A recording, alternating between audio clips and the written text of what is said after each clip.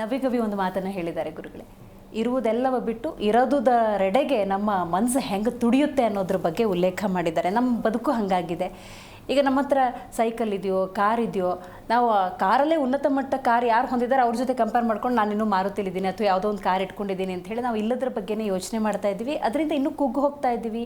ಅನಾರೋಗ್ಯ ಸಮಸ್ಯೆಗಳಿಂದ ಹಿಡಿದು ಎಲ್ಲ ಸಮಸ್ಯೆಗಳನ್ನು ನಾವೇ ಇನ್ವಿಟೇಷನ್ ಕೊಟ್ಟು ತೊಗೊಂಬರ್ತಾ ಇದ್ದೀವಿ, ಆ ಥರ ಸಫರ್ ಆಗ್ತಾ ಇದ್ದೀವಿ.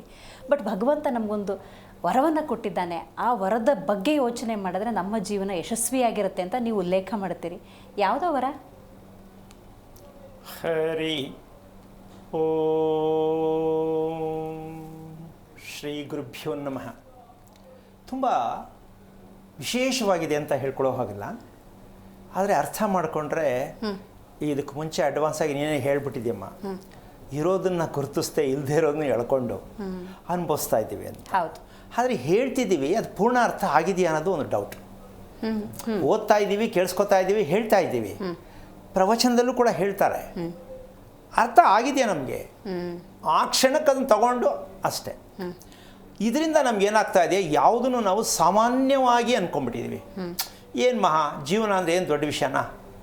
ನಾವು ಹೇಗೆ ಬೇಕಂಗೆ ಬಳಸ್ಕೊಂಡ್ರೆ ಜೀವನ ಇರುತ್ತೆ.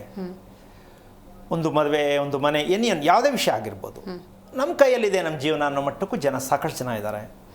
ಹಾಗಾದರೆ ಭಗವಂತ ನಮಗೆ ಕೊಟ್ಟಿರತಕ್ಕಂತಹ ದಿವ್ಯವಾದ ವರ ಆದರೂ ಯಾವುದು ಅನ್ನೋ ಪ್ರಶ್ನೆಗೆ ಹೋದಾಗ, ಒಂದು ಭೂಮಿ, ಇನ್ನೊಂದು ನಮ್ಮ ದೇಹ. ಇದು ಭಗವಂತನ ವರ ಅಂತ ಒಪ್ಕೋಬೋದಾ? ಇಲ್ಲ, ಒಪ್ಕೋಬೋದು ಗುರುಜಿ. ಹೌದಲ್ಲ? ಇದು ನಮ್ಮದು ಅಂತ ಸೇರ್ಸಂಗಿಲ್ಲ ಅಲ್ಲಿ, ವರ ಅಷ್ಟೇ. ಭೂಮಿ ನಮ್ಮದು ಹೇಳಂಗಿಲ್ಲ. ಅಲ್ಲ, ನಿಮ್ಮ ಹೆಸರು ಮಾಡಿಸ್ಕೊಳ್ಳಿ, ತೊಂದರೆ ಇಲ್ಲ.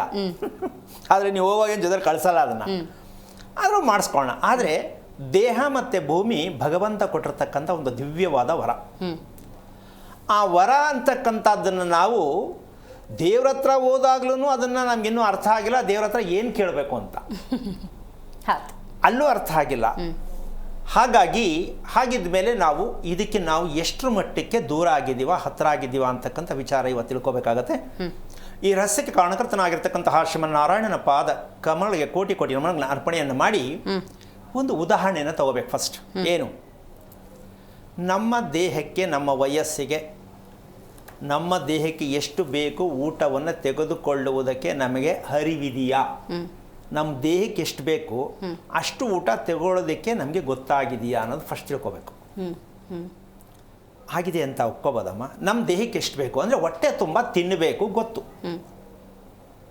ಈ ಹೊಟ್ಟೆ ತುಂಬ ತಿನ್ನಬೇಕು ಅನ್ನೋದಕ್ಕಿಂತ ಹೆಚ್ಚಾಗಿ ನಮ್ಮ ದೇಹಕ್ಕೆ ಎಷ್ಟು ಬೇಕು ಅಂತಕ್ಕಂಥದ್ದನ್ನು ನಾವು ಗುರುತಿಸೋದಕ್ಕೆ ಆಗಿದೆಯಾ, ಸಾಧ್ಯ ಇದೆಯಾ ಇಲ್ವಾ ಅಂತಕ್ಕಂಥ ಪ್ರಶ್ನೆ. ಸಾಧ್ಯ ಇರ್ಬೋದು, ಬಟ್ ಯಾರು ಗುರುತಿಸಿಲ್ಲ. ಸಾಧ್ಯ ಇದೆ, ಆದರೆ ನಾವು ಗುರುತಿಸಿಲ್ಲ. ಯಾಕೆಂದ್ರೆ ರುಚಿಯ ಅನುಗುಣ ಮೇಲೆ ನಾವು ತುಂಬ್ಕೊಳಕ್ಕೆ ಹೋಗ್ತೀವಿ. ಹೌದೌದು, 100ಕ್ಕೆ 100 ಅಷ್ಟೇ. ಚೆನ್ನಾಗಿರ್ಬೇಕು, ಚೆನ್ನಾಗಿದೆ, ತಿನ್ಬಿಟ್ಟಿದ್ದೀನಿ, ಹೊಟ್ಟೆ ತುಂಬ ತಿನ್ನು ಅಂತ ದೊಡ್ಡವರು ಹೇಳ್ತಾರೆ, ಹೊಟ್ಟೆ ತುಂಬ ತಿಂದಿದ್ದೀನಿ ಅಂತ ತಿಂದವರು ಹೇಳ್ತಾರೆ. ಆದರೆ ಇದ್ರ ಪರಿಣಾಮ ನಾವೇನಾಗ್ತಾ ಇದ್ದೀವಿ, ಏನಾಗಿದ್ದೀವಿ ಅನ್ನೋ ಸತ್ಯ ತಿಳ್ಕೋಬೇಕು.